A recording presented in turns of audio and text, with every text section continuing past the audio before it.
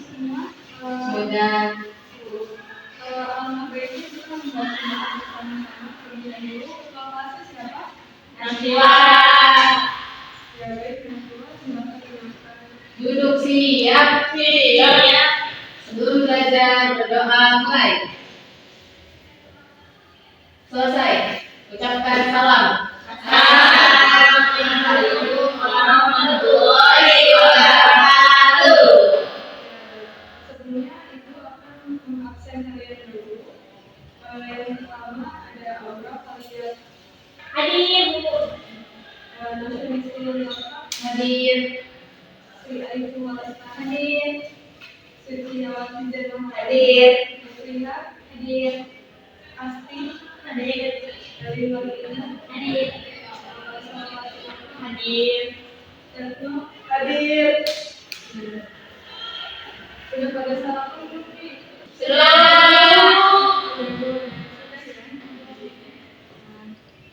Nah, sekarang karena kelihatannya kalian kurang semangat gitu ya, dan untuk membangkitkan rasa nasionalisme kita juga, Ibu ingin mengajak kalian untuk bersama-sama menyanyikan lagu wajib nasional. Wajibnya Garuda Pancasila udah hafal semua. Perwakilan ada yang bisa Melihat. dan yang lain berdiri. Baik.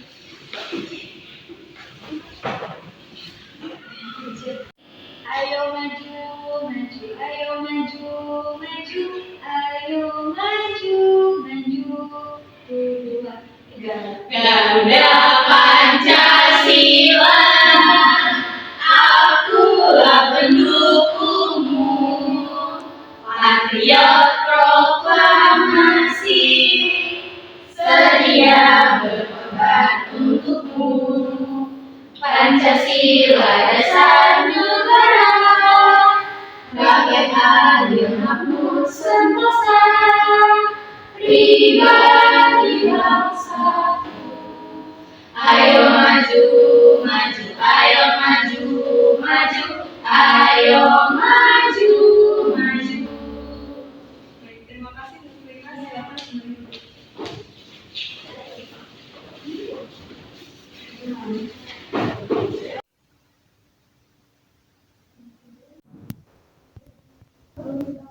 Pembahasan di sini, Ibu akan membacakan tujuan dari pembelajaran kita pada hari ini. Yang pertama, menghargai perbedaan sebagai anugerah Tuhan Yang Maha Esa dalam rangka penghormatan hak asasi manusia. Bersikap responsif dan proaktif terhadap pelanggaran hak dan penyimpanan kewajiban warga negara. Mengidentifikasi kasus-kasus pelanggaran dan kewajiban warga negara dari berbagai sumber. Mengidentifikasi peran serta tanggung jawab. Menggunakan high order thinking skills atau HOS tentang kasus-kasus pelanggaran hak dan kewajiban warga negara. Menjelaskan data dari berbagai sumber dengan rasa bertanggung jawab. Menganalisis dan menemukan kasus-kasus pelanggaran hak dan kewajiban warga negara. Menyajikan hasil pengumpulan data secara bertanggung jawab melalui kasus-kasus dari pelanggaran hak dan kewajiban negara.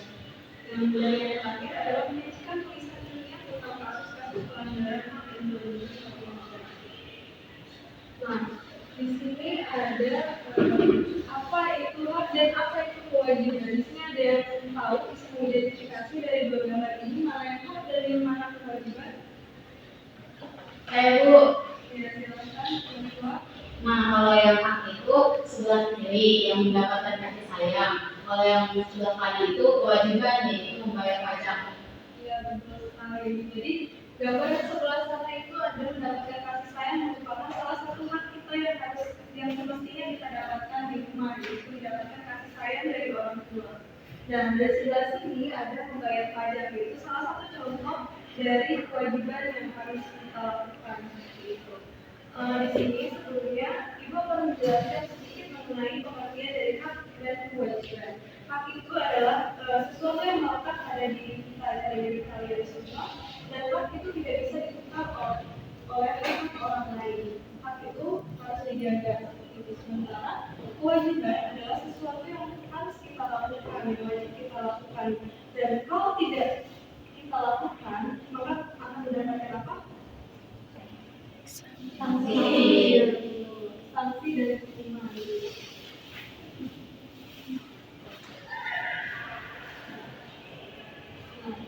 Di sini apa yang dimaksud dengan substansi hak dan kewajiban warga negara dalam Pancasila?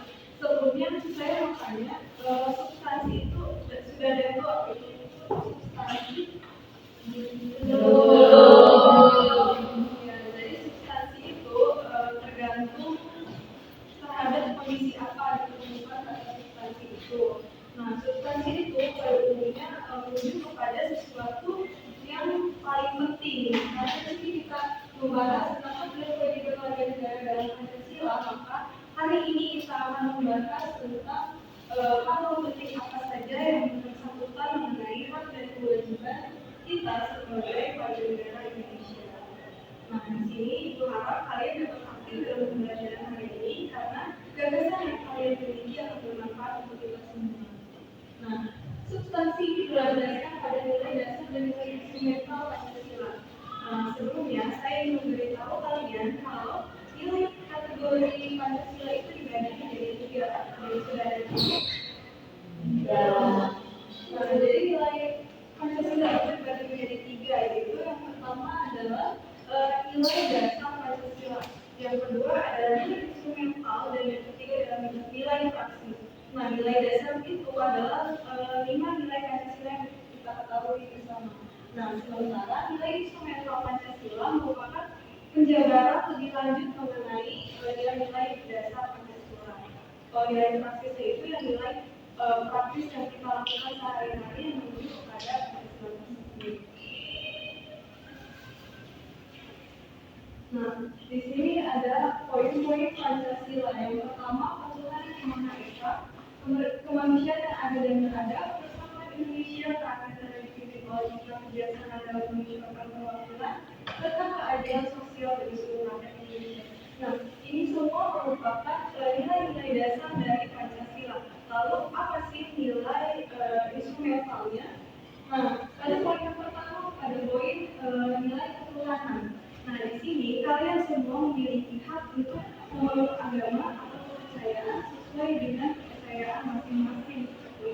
Dan lalu apa sih kewajibannya? Nah, kewajiban anak-anak semua di sini adalah toleransi kepada teman-teman yang memiliki agama yang berbeda. Nah, poin yang kedua adalah nilai kemanusiaan. Nah, di sini anak-anak semua memiliki hak untuk mendapatkan hidup yang sejahtera, pendidikan yang layak, mendapatkan kasih sayang dari orang tua, dan nilai-nilai hak-hak lainnya seperti hak pendidikan, hak perlindungan umum, dan lain sebagainya. Dan apa sih kewajiban kalian di poin ketiga ini? Nah, pada poin ini kalian memiliki kewajiban untuk saling menghargai teman, melindungi hak-hak orang lain, dan lain sebagainya. Pada poin persatuan di sini kalian memiliki hak untuk berserikat. Jadi kalian bisa membentuk kelompok diskusi apapun itu, karena itu adalah hak kalian. Dan kewajibannya adalah kalian mencintai tanah air dan juga menghargai pendapat orang lain tersebut. Kalian sudah mencintai tanah air belum? Sudah. Pada nilai keempat yaitu nilai keterkaitan di musyawaratan. Bulan Februari lalu kalian sudah melaksanakan pemilu. Siapa yang tidak ikut nyoblos? Karena angka masih di bawah 40. Nah, pada pemilu ini kalian memiliki hak memilih dan dipilih seperti itu. Nah, karena kalian memiliki hak suara tersebut, maka kewajiban bagi kalian untuk menggunakan hak suara tersebut. Jadi sayang sekali kalau kalian meninggalkan hak tersebut ya. Pada poin keadilan sosial, di sini namanya sosial, maka kita memiliki hak mendapatkan jaminan sosial seperti pekerjaan yang layak sesuai dengan kompetensi dan kemampuan kita. Kewajiban di sini adalah saat kita belum mencari pekerjaan, maka kewajiban bagi diri kalian untuk mencari pekerjaan yang layak untuk diri kalian. Nah, selain itu, saat sudah bekerja, kalian juga harus bekerja secara bersungguh-sungguh. jalan sebentar lalu capek lalu resign seperti itu.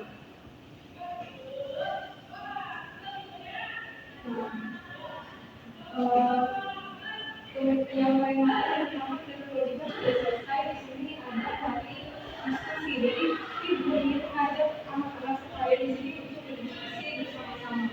Di sini ada 2 pertanyaan. Jadi ibu ingin membagi kalian ke dalam 2 kelompok. Nah, jadi satu kelompoknya itu ada yang 2 dan ada yang 3 ya, karena kita ganjil gitu. Nah, kelompok pertama ada di garis sini. Nasya, Aura, Salawati, dan Elin. Nah, lalu kelompok kedua ada Ayu, Fitrina, dan Asti seperti itu.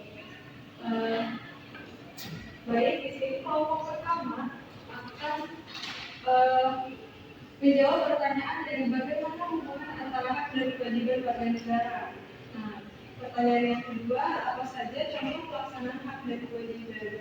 Jadi di nomor 2 ini kalian memberikan contoh dari contoh-contoh pelaksanaan hak dan kewajiban sesuai dengan nilai-nilai Pancasila.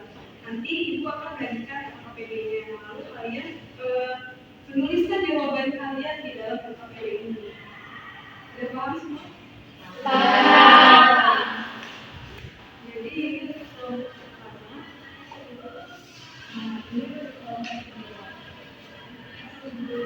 Ibu harap kalian bisa berdiskusi bersama, berbagi gagasan, dan ibu beri waktu pekerjaan selama 15 menit.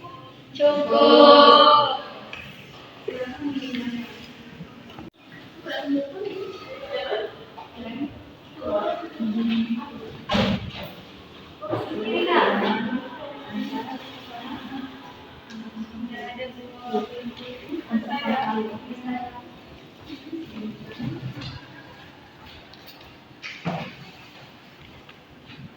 Itu mana?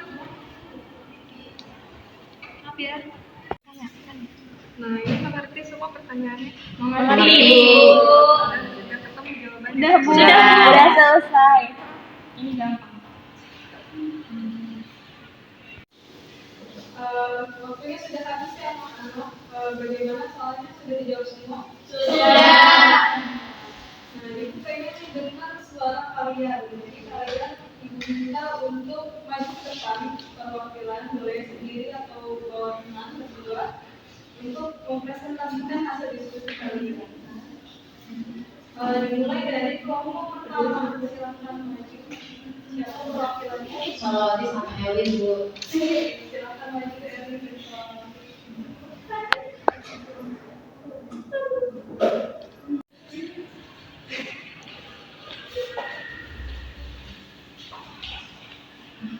Assalamualaikum warahmatullahi wabarakatuh. Waalaikumsalam warahmatullahi wabarakatuh. Perkenalkan, nama saya Salawati dan saya kami dari kelompok 1 akan mempresentasikan hubungan antara hak dan kewajiban sebagai warga negara.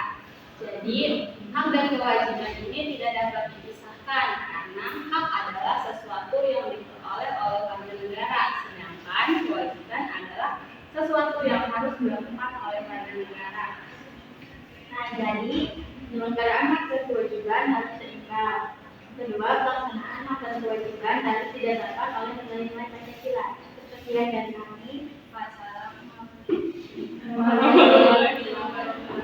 Waalaikumsalam.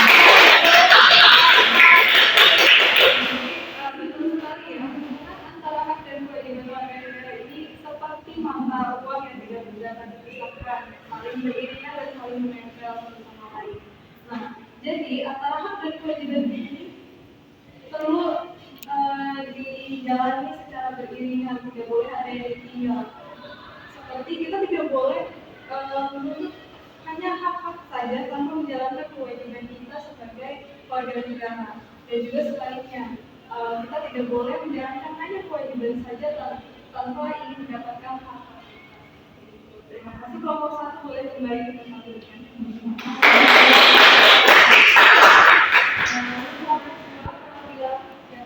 Ayu sama Asti. Silakan maju ke Ayu. Assalamualaikum warahmatullahi wabarakatuh. Waalaikumsalam warahmatullahi wabarakatuh. Kami dari kelompok 2 akan mempresentasikan yang sudah kami kerjakan tentang contoh pelaksanaan hak dan kewajiban. Yang pertama itu hak untuk mendapatkan pendidikan. Di sini yang mendapatkan hak pendidikan yang layak adalah seorang anak. Sementara itu orang tua memiliki kewajiban untuk menyekolahkan anaknya. Yang kedua hak untuk mendapatkan pekerjaan. Nah, jadi semua warga negara itu berhak mendapatkan pekerjaan dan yang jadi kewajibannya adalah mencari pekerjaan dan bekerja dengan sungguh-sungguh. Dan yang terakhir adalah untuk memilih dan dipilih. Hal tersebut berlaku bagi yang sudah memenuhi syarat kewajiban warga negara adalah menggunakan hak pilihannya. Sekian dari Presentasi kelompok kami. Assalamualaikum warahmatullahi wabarakatuh.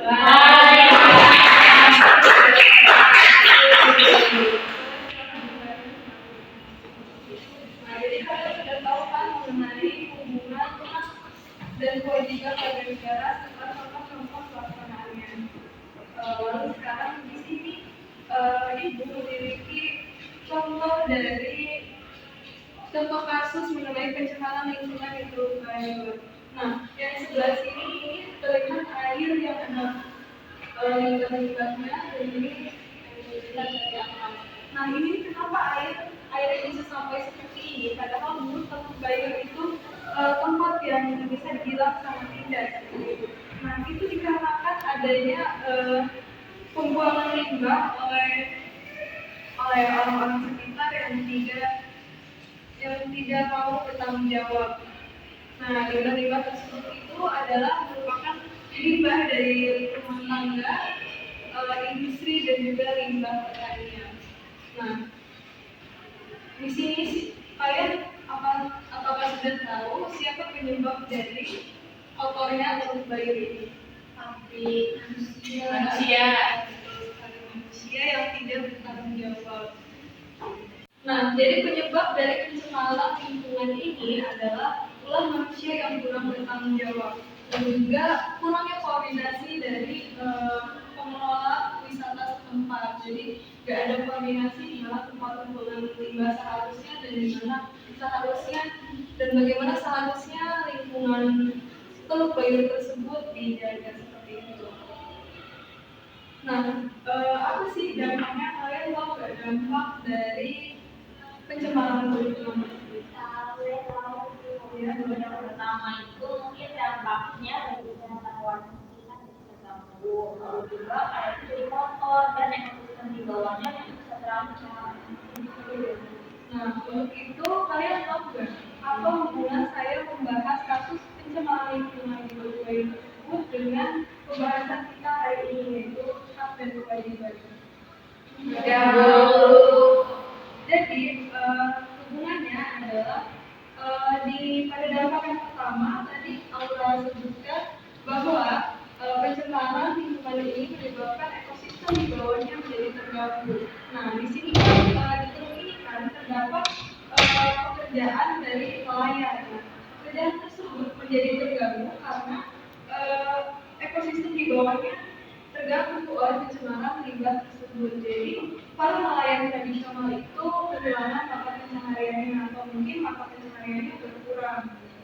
Lalu pada dampak kesehatan, nah, masyarakat sekitar juga kehilangan haknya untuk mendapatkan air bersih, mendapatkan lingkungan yang layak, mendapatkan kenyamanan di tempat tinggal mereka seperti itu. Kewajibannya bagi pemerintah setempat adalah untuk mengkoordinasi lembaga-lembaga setempat untuk kembali membersihkan pencemaran yang terjadi di lingkungan Teluk Bayur ini. Lalu kira-kira apa sih upaya yang tepat? Ada yang tahu? Nah, di sini upaya yang tepat yang bisa dilakukan oleh pemerintah adalah dengan koordinasi kembali lembaga-lembaga setempat untuk membersihkan lingkungan, dan juga sebisa mungkin pemerintah harus bertindak tegas, mau itu masyarakat biasa, mau itu pengusaha yang membuang limbah tersebut ke teluk, jadi harus bertindak tegas. Nah, dan untuk masyarakat sendiri perlu untuk mengedukasi mereka di dalam penggunaan lingkungan yang baik.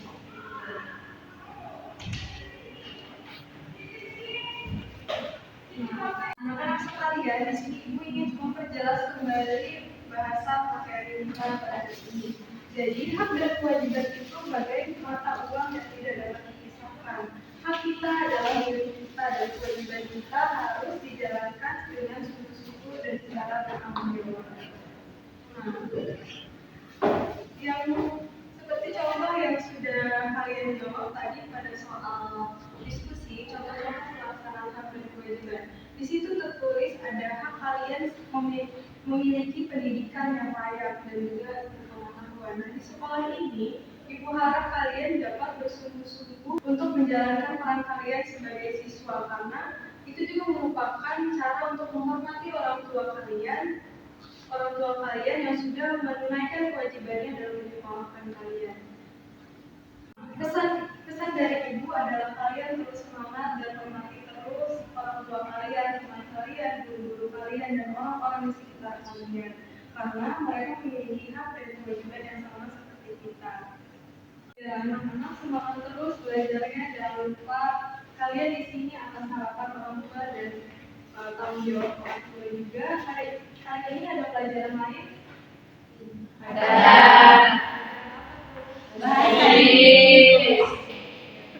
Karena pelajaran sudah berakhir ya, setelah ini kalian harus siap-siap untuk pelajaran selanjutnya. Maka dari itu, Ibu cukupkan sampai di sini. Wassalamualaikum warahmatullahi wabarakatuh.